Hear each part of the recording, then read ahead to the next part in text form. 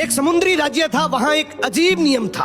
कोई भी आदमी राजा बन सकता है, लेकिन सिर्फ 5 साल के लिए। जैसे ही 5 साल पूरे होते उसे एक भयानक जंगल में छोड़ दिया जाता, जहां जंगली जानवर उसे मार देते।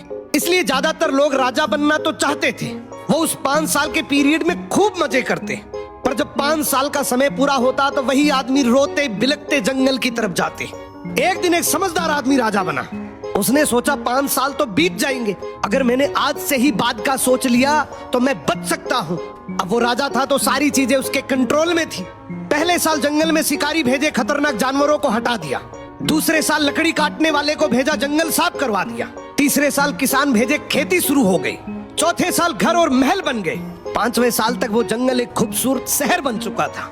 लोग हैरान थे, ये राजा रो नहीं रहा था, बल्कि खुशी खुशी जा रहा था। क्यों?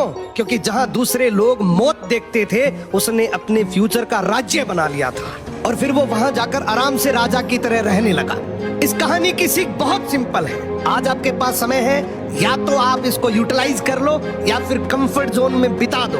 अगर आपने यूटिलाइज कर लिया तो हो सकता है 5 साल के बाद आप एक राजाओं जैसी जिंदगी जी लो, और अगर आपने कंफर्ट जोन चुन लिया तो हो सकता है आने वाले 5 साल के बाद आप किसी के 10 से 15 हजार रुपए की